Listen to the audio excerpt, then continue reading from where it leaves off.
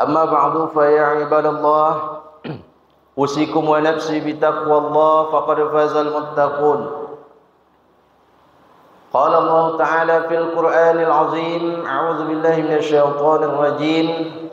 يا أيها الذين آمنوا اتقوا الله حق تقاته ولا تموتن إلا وأنتم مسلمون. يا أيها الذين آمنوا اتقوا الله وقولوا قولا سديدا يصلح لكم أعمالكم ويغفر لكم ذنوبكم ومن يطع الله ورسوله فقد فاز فوزا عظيما. صدق الله العظيم. Ma'asyiral muslimin, sidang jemaah Jumat yang dimuliakan Allah, bersyukur kepada Allah dengan ucapan alhamdulillahirabbil alamin. Bersyukur dengan perbuatan, yakni kita kerjakan apa yang Allah perintahkan dan kita tinggalkan apa yang Allah larang.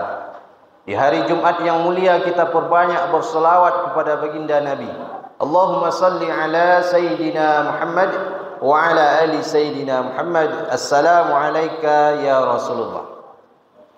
Jemaah Jumat yang dimuliakan Allah, ketika Rasulullah SAW wafat pada tanggal 12 Rabiul Awal tahun 11 Hijriah, di saat masih dalam suasana berduka, waktu itu sahabat semua mereka sedang bersedih karena berita tentang kematian Rasulullah SAW. Maka datang salah seorang sahabat menjumpai Umar bin Khattab radhiyallahu anhu.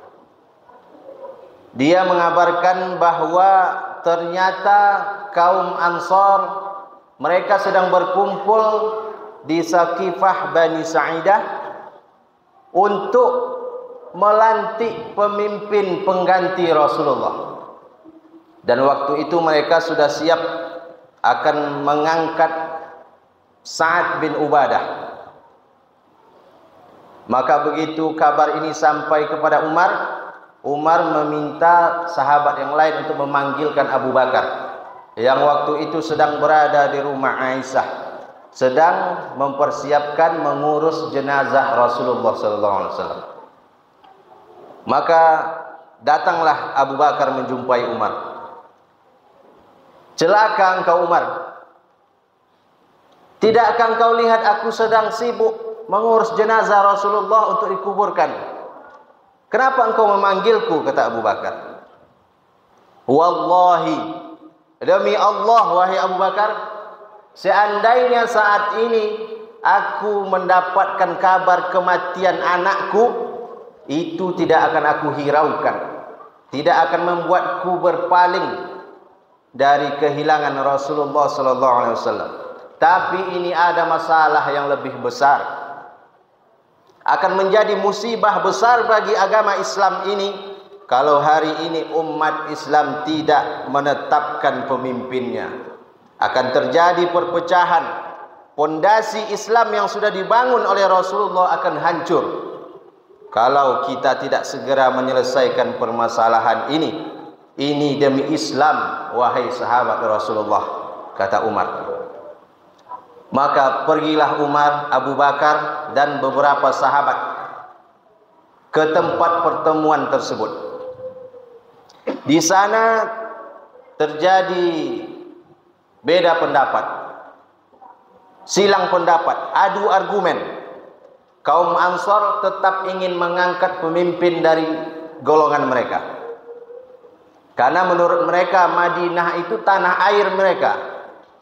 Mereka tinggal di situ, maka pemimpin harus dari kalangan Ansar. Tapi kata Umar dan Abu Bakar, pemimpin harus dari suku Quraisy, karena Nabi berasal dari suku Quraisy. Maka terjadilah silang pendapat yang cukup lama, sampai akhirnya mereka setuju mengangkat Abu Bakar sebagai khalifah pengganti Rasulullah. Dalam buku Ar-Rahiq Al-Makhtum karya Syekh Safiur Rahman Al-Mubarakpuri disebutkan bahwa perselisihan ini memakan waktu cukup lama sampai menjelang subuh esok harinya. Dan hingga itu jasad baginda yang mulia masih terbaring di tempat tidurnya. Apa poin yang kita ambil dari kisah ini? Bahwa pentingnya politik dalam Islam, pentingnya kepemimpinan dalam Islam. Itulah yang menjadi judul khutbah kita pada hari ini.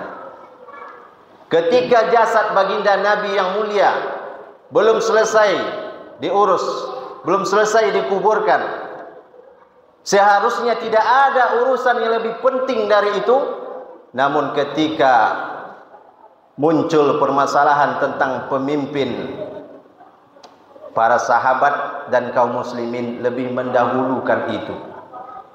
Bayangkan kalau waktu itu Umar dan Abu Bakar tidak peduli dengan politik, tidak mau tahu dengan kepemimpinan, apa jadinya Islam hari ini?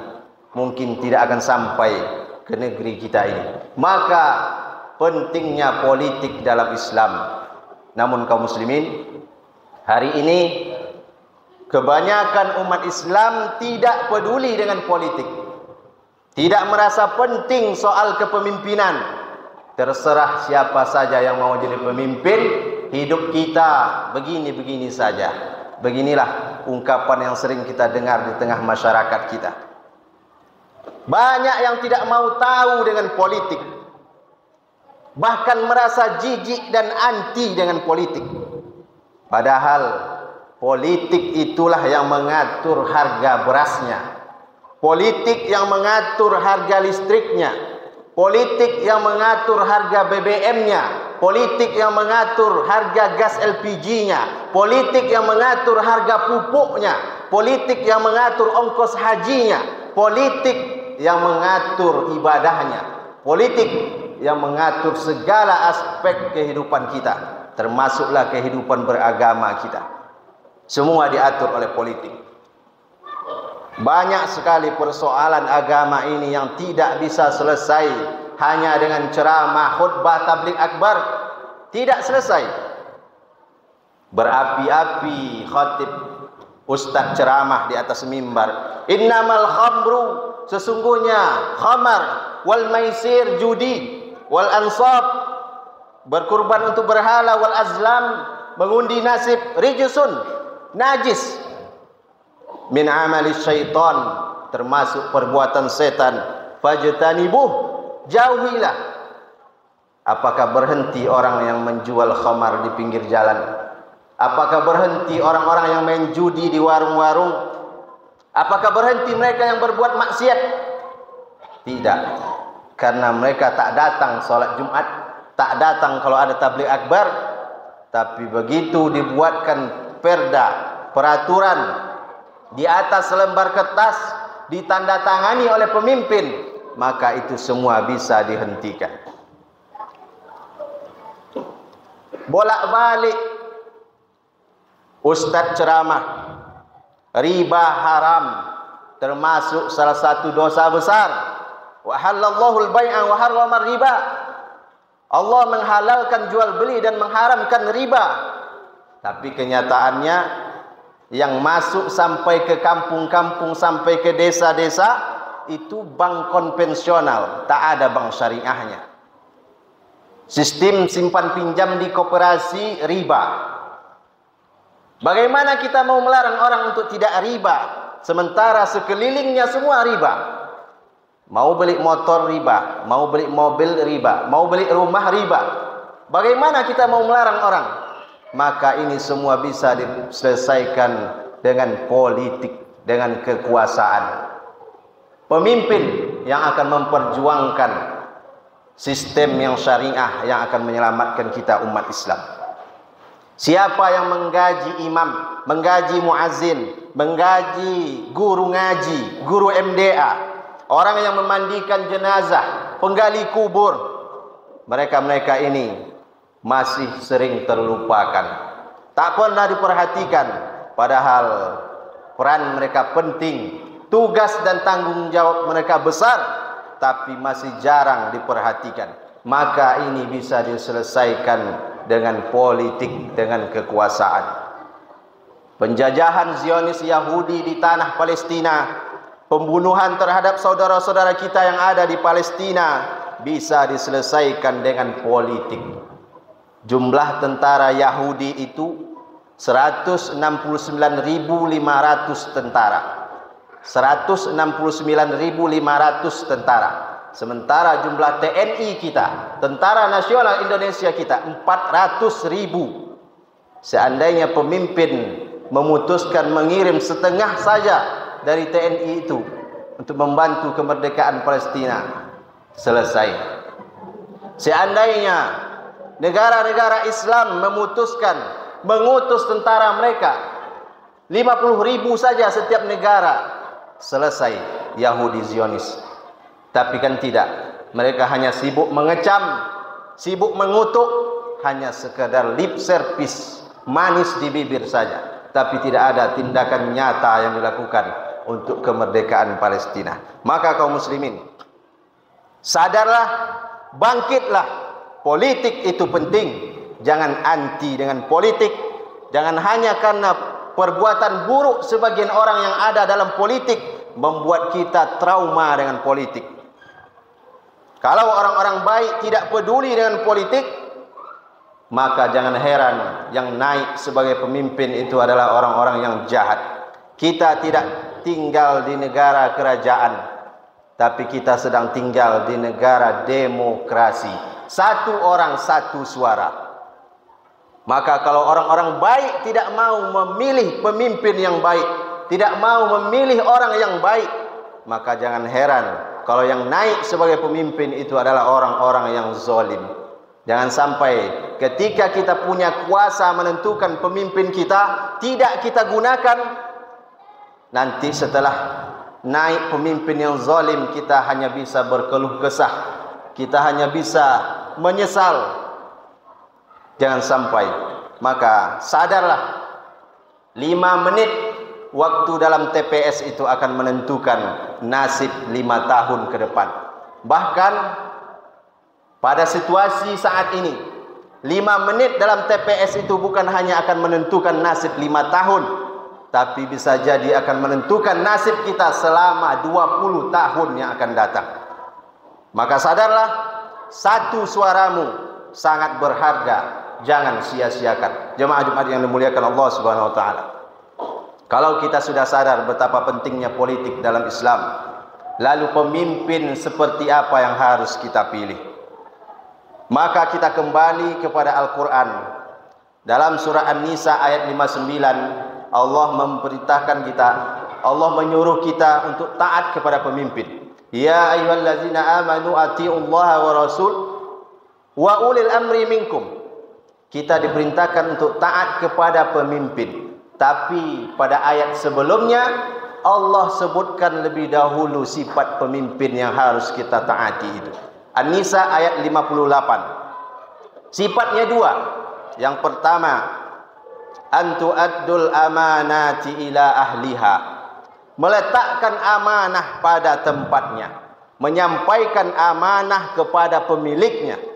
Amanah, sifat pemimpin yang pertama. Yang kedua, wa idza hakamtum bainan nas an tahkumu bil adli.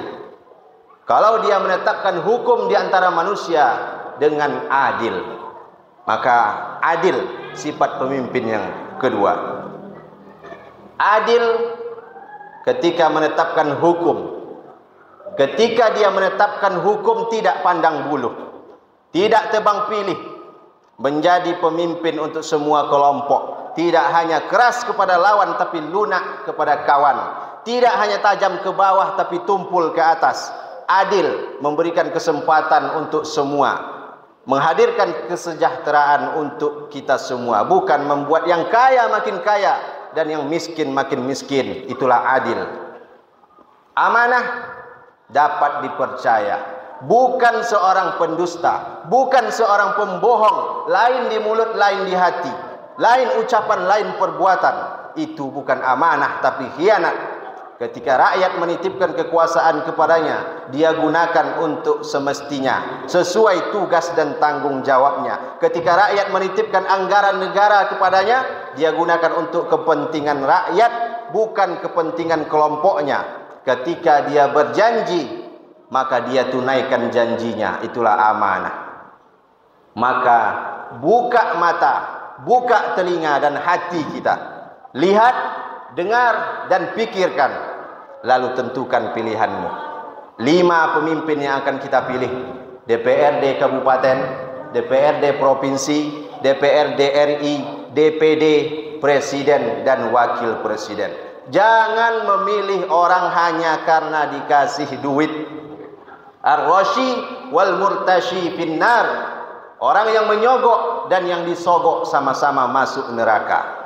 Tapi pilihlah karena kita memang yakin kalau dia layak menjadi pemimpin kita. Kita yakin kalau dia pantas menjadi pemimpin karena punya 2 sifat tadi, adil dan amanah.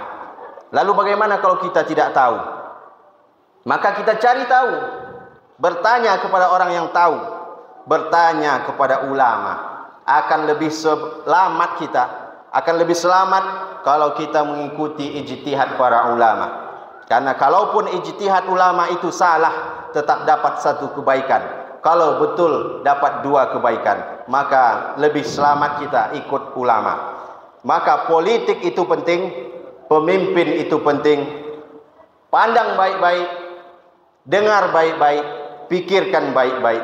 Inna sam'a, karena pendengaranmu, wal basar, penglihatanmu, wal fuad, hati dan pikiran, kullu ulaika kana anhu mas'ula, semuanya akan diminta bertanggungjawaban oleh Allah Subhanahu wa taala. Mudah-mudahan kita diberikan oleh Allah pemimpin yang adil dan amanah. Amin. Amin ya rabbal alamin. Barakallahu li wa lakum fil Qur'anil azim wa nafa'ani wa iyyakum bima fihi minal ayati wa dzikril hakim wa taqabbalallahu minna wa minkum tilawatahu innahu wal ghafurur rahim.